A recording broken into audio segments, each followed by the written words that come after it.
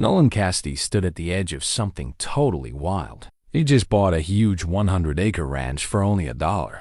The old wooden fence went on forever under the hot afternoon sun, and the main house looked like it hadn't been touched in years, sitting far off like a forgotten toy. But when he pushed open the creaky front door 3 hours later, he found out the deal came with a big surprise nobody told him about. Someone was already living there. First, he heard soft footsteps upstairs, super careful, like someone didn't want to be noticed.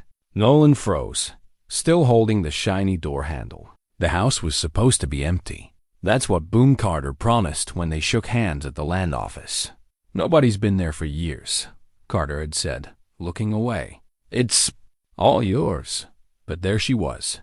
A young woman appeared at the top of the stairs, her dark hair loose around her shoulders, wearing a worn-out dress. She didn't yell or run. Instead, she stared down at him with a weird look, not scared, but like she'd been waiting for this moment forever. "You must be the new owner," she said calmly, even though this was super strange. "I'm Iris Quaid. I've been keeping this place going." Nolan's brain was spinning. Keeping it going? For who? Why didn't Carter mention her? He looked at her face, trying to spot a lie, but all he saw was a quiet strength, kind of like his mom during tough times. The seller didn't say anyone. "Lived here," he said. Iris walked down the stairs slowly, every step smooth and careful. "Boone Carter doesn't know everything about this ranch," she said. "There's stuff about this land that's way bigger than any paper he signed." She pulled back a faded curtain by the window, showing the huge grassy fields outside. "I've been here 3 years. This place saved me when I had nowhere else to go. I fixed the roof, cleaned the well, and patched the fences. And me and this ranch, we've been helping each other." Nolan felt his big plans for the future start to wobble. He'd saved every penny for 5 years to buy his own land, to build something all his own. This rundown ranch was his dream come true. But now, standing in this dusty room with this surprise woman, he realized his $1 deal was way more complicated than just owning land. Why'd Carter sell it so cheap? He asked, feeling like the answer might change everything. Iris turned from the window, and for the first time, he saw a flicker of fear in her eyes. "Because," she said softly, "he's not the only one who knows I'm here, and the others aren't coming to make nice deals." Nolan set his old leather bag on the table, his head full of questions that needed answers. The afternoon light came through the dusty windows, making long shadows across Iris's face, and he could tell she was carrying heavy secrets. "Who's coming for you?" he asked, keeping his voice steady even though his chest felt tight. Iris stepped away from the window, her hands squeezed together. "Men who think I took something that's theirs," she said. "Something so valuable they've been chasing me for 3 years." "Did you take it?" Nolan asked. She looked him right in the eyes, and he saw no lies. "I took something, yeah, but it was mine way before they claimed it," she said, her voice full of old pain. "It's my dad's gold claim. He died in a mining accident, and these guys showed up with fake papers saying he owed them everything. They took our house, our land, everything." Nolan looked at her face and saw someone who'd been pushed way too far, just like he'd been after his wife died. "So, you took back what was yours," he said. "I took the real deed and maps that prove our claim was legit," Iris said. "Papers that would ruin their whole scheme if they ever got to a courthouse." She gave a bitter laugh. "But getting to a courthouse alive is the hard part." Suddenly, they heard hoofbeats far off, and both froze. Iris peeked out the window, barely moving the curtain. Nolan joined her, and they saw 3 riders coming down the main trail. Too far to see clearly, but close enough to know they meant business. "Is that them?" Nolan whispered. Iris shook her head. "No," she said, but then paused, looking closer.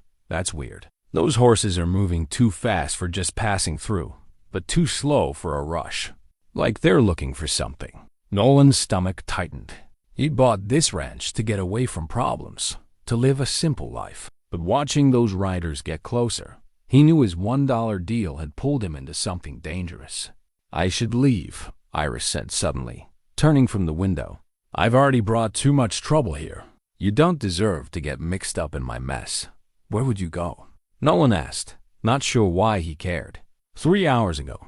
He didn't even know she existed.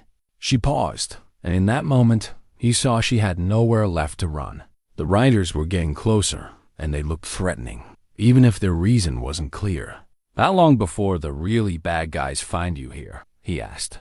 Iris looked at the riders, then back at him. If those guys are who I think they are, she said quietly, they already have. The riders got close enough for Nolan to see their faces tough guys who looked like they always took what they wanted. They stopped their horses about 50 yards from the house. Close enough to be scary, but far enough to avoid a fight right away. That's Wade Harper, Iris whispered, her voice tight. He works for the Maddox brothers. If he's here, they've found me. Nolan watched as the 3 men spread out, blocking the main ways to escape. They moved like they'd done this before, like hunters who'd found their target. What exactly did you take from them? Up, he asked, needing to know what he was getting into. Iris knelt by a loose floorboard near the fireplace, quickly pulled it up, and reached into a hidden spot. She stood up with a leather pouch and some rolled-up papers. The deed to the richest gold claim around, she said, unrolling a document, and maps showing where the gold was deepest. My dad spent 10 years mapping every bit of gold in those hills. The Maddox brothers killed him for it, then found out he'd hidden the real papers. Nolan looked at the detailed maps with careful notes and measurements. This wasn't just a claim. It was a treasure map made by someone who knew the land inside out. This is worth a fortune, he said. Enough to buy half the territory. Iris agreed. And enough to make them chase me across 3 states. A sharp whistle from outside made them both look at the window. Wade Harper had gotten off his horse and was walking toward the house, his hand resting on his gun belt. His 2 buddies stayed on their horses, watching everything around them. Iris Quaid, Harper called out, his voice loud and clear. We? No, you're in there. Time to talk this out like grown-ups. Nolan's heart started racing. 3 years of carpentry had made his hands strong and his nerves steady, but he'd never faced guys like these. Still, seeing Iris's pale face, he knew he couldn't just turn her over. There's a back way out, Iris whispered fast. Through the kitchen to the creek. You could sneak away while they're watching the front. What about you? He asked. She gave a sad smile. I'm tired of running. Maybe it's time to face them. Nolan looked at her, hearing the defeat in her voice. She was ready to give up to save him from the mess his $1 ranch had brought. But as Harper's footsteps got closer to the porch, sounding like a countdown, Nolan made a choice that even surprised himself. No, he said firmly, stepping to the window. This is my place now, and I didn't invite anybody. Harper stopped at the porch steps, giving a cold smile that screamed trouble. Nolan stepped onto the porch, making sure Harper could see him clearly. The afternoon sun made his shadow stretch across the old boards, and he kept his voice steady, even though his heart was pounding. This is my land, he called out. You and your buddies need to leave. Harper's smile got wider, but it wasn't friendly. Well, looks like the little lady found a protector, he said, stepping closer, his spurs jingling. Thing is, friend, we're not here to mess with you. We just need to talk to Miss Quaid about some property that belongs to our boss. I don't see any legal papers, Nolan said, noticing how Harper's friends had spread out to cover all sides. Far as I know, everything on this ranch is mine now. Harper laughed, a rough sound like rocks in a can. Legal papers? That's funny. He pointed at the house. The way we see it, Miss Quaid's been living here for years, probably digging through anything valuable the old owners left. Bet she found some stuff that needs to go back to its real owners. Inside, Nolan heard Iris moving quietly, hopefully, hiding those papers somewhere safer. He needed to keep Harper talking, but Harper was getting annoyed. Here's the deal, Harper said, his hand now right on his gun.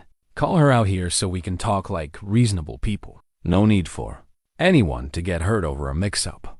Nolan felt sweat on his neck, even though the air was cooling. 3 against 1 was a bad deal, especially when he wasn't even sure what he was fighting for. But Harper's cold eyes told him this wasn't about fairness. These guys would take what they wanted, no matter who got hurt. She's not here, Nolan lied, hoping he sounded convincing. Harper's face got darker. That's funny, because my buddy Johnny, who's got sharp eyes, swears he saw 2 people in that window 5 minutes ago. He pointed at one of the guys on horseback. Johnny tipped his hat, smirking, his rifle ready across his saddle. Maybe. You saw shadows, Nolan said.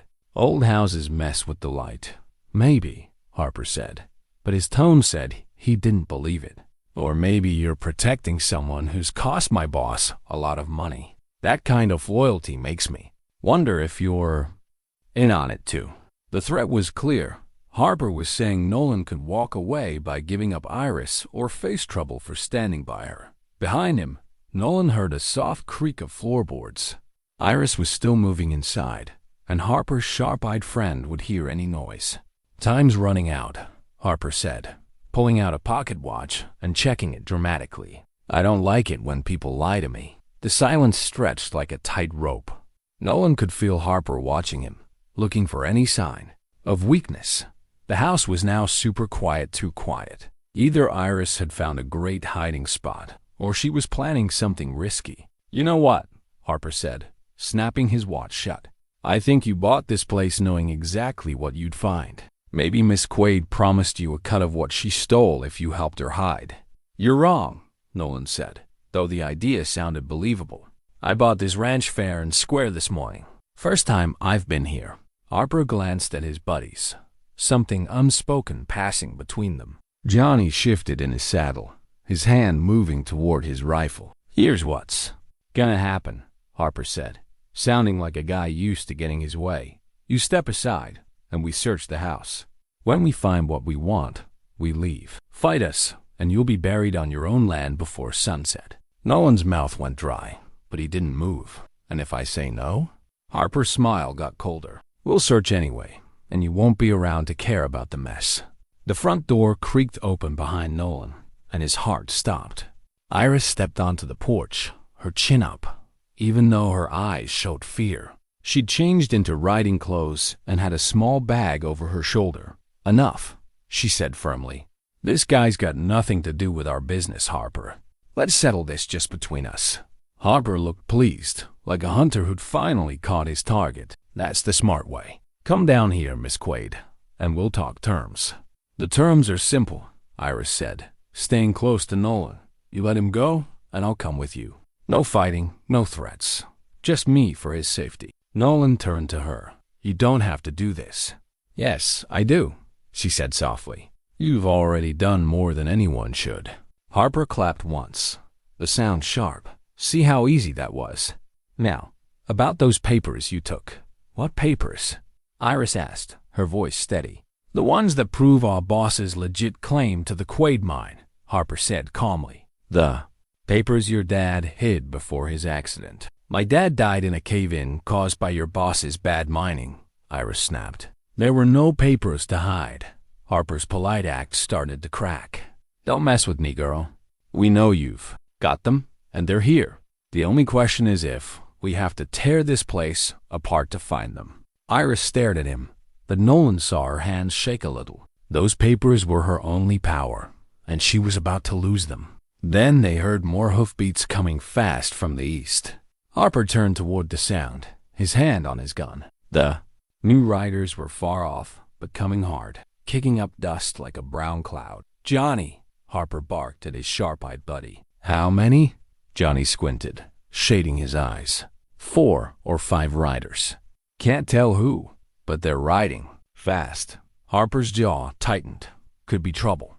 He looked back at Iris, his patience gone. Change of plans. We're taking you and those papers now before whoever's coming makes things messy. I told you, I don't have any papers, Iris said, but she didn't sound convincing. Search the house, Harper told his men. Rip it apart if you need to. Nolan stepped forward, blocking the steps. You're not touching my house. Harper pulled his gun so fast Nolan barely saw it. The cold metal pressed against his forehead, smelling of oil and leather. Last chance to be smart, Harper growled. Move or I drop you. The new riders were closer now, their horses clear in the distance. They rode like they had a purpose, not just random travelers. "Wade Harper!" A shout came from the lead rider, still 200 yards away, but closing fast. "Step away from those people!" Harper's eyes widened, and for the first time, Nolan saw him look worried. "Damn," Harper muttered. "Friends of yours?" Iris asked, but her tone said she knew the answer. "Sheriff Bennett," Harper growled. Someone must have tipped him off. He glanced at his buddies, who looked nervous out in the open. The riders got closer, and Nolan saw the glint of a badge on the lead rider's vest, a sheriff, and his deputies riding like they meant it. But Harper's gun was still against Nolan's head, his finger tight on the trigger. "This makes things trickier," Harper said, mostly to himself. "But it doesn't change what's got to happen." Sheriff Bennett and his men were close enough to shout, their horses sweaty from the ride. The sheriff was a lean guy with gray whiskers and a face that said he'd handled situations like this before. "Drop your weapons," Bennett called, his men spreading out around Harper's crew. "Nobody has to die today." Harper pressed the gun harder against Nolan's head. "Maybe nobody dies," he shouted back. "But that depends if you let justice happen." "Justice?" Bennett laughed sharply. "You call chasing an innocent woman across 3 territories justice?" Harper's face got darker. "She's a thief hiding stolen property. We're here for our boss's legit business to take back what's his." "The Maddox brothers' business," Bennett said, his voice full of disgust. "I know their kind of justice." The air was so tense you could feel it. Harper's men were outnumbered, but they had hostages. Nolan felt sweat drip down his back, trying to stay still with the gun against his head. "Here's the deal," Harper said loudly. "Miss Quaid and I are going to talk privately about those papers. Anyone gets in the way, this guy pays the price." Sheriff Bennett raised a hand, telling his deputies to hold still. The standoff felt like a tight wire ready to break, everyone waiting for someone to move first. "Harper," the sheriff said, "carefully, you're making a mistake. The Maddox brothers don't own this place, and they don't own me." "Maybe not," Harper said, eyes locked on Bennett, guns still on Nolan. "But they own enough judges and politicians to make your life hell if you mess with their business." Iris stepped forward a bit, getting Harper's attention. "Stop this," she said firmly. "You want the papers? Fine. They're under a loose floorboard by the fireplace, wrapped in cloth." Nolan's heart sank. She was giving up her only advantage to save him, a guy she'd just met. Harper's eyes lit up, but he didn't lower his gun. "Johnny, go get them," he said. "And be careful, Miss Quaid's tricky." Johnny started toward the porch, but Sheriff Bennett's voice stopped him. "I wouldn't, Johnny," he called. "I've got a warrant for Wade Harper's arrest for murder, robbery, and conspiracy. Anyone helping him is an accessory." Johnny froze on the steps, looking back at Harper. "You didn't say anything about murder, Wade." "Shut up and get the papers," Harper snapped, but his voice had a hint of panic. "The murder of Thomas Quaid," Bennett said clearly. "Iris's dad. We found a witness who saw you and the Maddox brothers rig that mine cave in. He's been hiding for 3 years, but finally spoke up." Iris gasped, her hand covering her mouth. "Someone saw what happened to my dad?" "Old Pete Harden," Bennett said. "He saw Harper and 2 others mess with the mine support beams, knowing when Thomas would be there." Harper's face went pale, but his gun stayed steady. "That drunk's word won't hold up," he said. "Maybe not," Bennett said. "But with those papers Iris has, proving her dad's claim was legit, it's enough to hang you all." Nolan felt the gun shake against his head. Harper knew killing witnesses wouldn't fix this now, not with the sheriff and deputies watching. "Johnny, get the papers," Harper yelled, but Johnny backed off, hands up. "Sorry, Wade, I'm not signing up for a hanging." The third rider, who'd been quiet, suddenly rode off toward the trees, choosing to run. Harper was alone, outnumbered, and facing serious charges. His breathing got fast and shaky, the kind that makes desperate guys do crazy things. "This isn't over," he whispered, then louder. "Even if you take me, the Maddox brothers won't." "Stop chasing her. Those papers are too valuable." "Maybe," Bennett said, stepping closer. "But that's tomorrow's problem. Today, you need to drop that gun." Harper's hand shook more, and Nolan saw he was about to do something deadly. With a wild yell, Harper shoved Nolan aside and aimed at Bennett, but he stumbled. Nolan dove off the porch as a shot rang out. 2 more shots came from the deputies, and Harper fell, his gun spinning in the dirt. It was over in seconds, leaving only the echo of gunfire and the smell of smoke. "Everyone okay?" Bennett called, watching Harper's body. Nolan got up from behind a crate, checking himself, just bruised ribs. Iris ran down from the porch, pale but tough. "I'm fine," she said, looking at Harper. "Is he dead?" A deputy checked and nodded. "Got him in the chest." Bennett put his gun away and looked at Iris with real kindness. "Miss Quaid, I'm sorry it took so long to get justice for your dad. If you'll testify about those papers and what happened, we can lock up the Maddox brothers." Iris nodded, wiping tears. "I've waited 3 years for someone to listen." "The papers are in the house," she said, glancing at Nolan. "Everything. My dad wrote about the mine, including proof the Maddox brothers faked their claim." 2 hours later, after giving statements and collecting evidence, Sheriff Bennett and his men left with Harper's body, promising to return in a week to take Iris to the courthouse. The sun was setting, painting the sky orange and purple. Nolan and Iris stood on the porch, watching the dust settle. The silence between them felt okay. Now, no more secrets or threats. "So," Nolan said, "I guess you'll leave once this is all done." Iris looked at him, a small smile on her lips. "Where would I go? I've been taking care of this place for 3 years. Seems silly to leave now." "It's my ranch," he said, "but not in a mean way." "True," she said, "but you got it for $1, and it came with someone to help run it." She pointed to the big fields.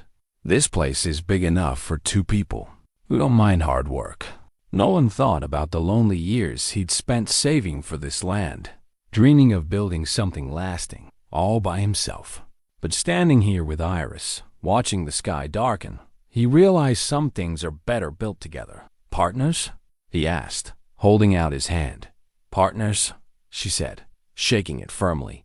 As stars popped out above, they walked back into the house, ready to start the life a $1 ranch and a random meeting had made possible. If you liked this story, click the video on your screen to watch another awesome tale where fate and bravery mix in ways you'd never guess. Don't forget to subscribe and maybe drop a super chat to keep these stories coming.